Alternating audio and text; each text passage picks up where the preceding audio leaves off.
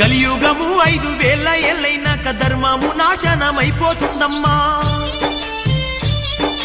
సల్ల కంటే కూడా కళ్ళు గొప్పదంటూ తాగేటి జనులే పెరిగిపోతారమ్మా.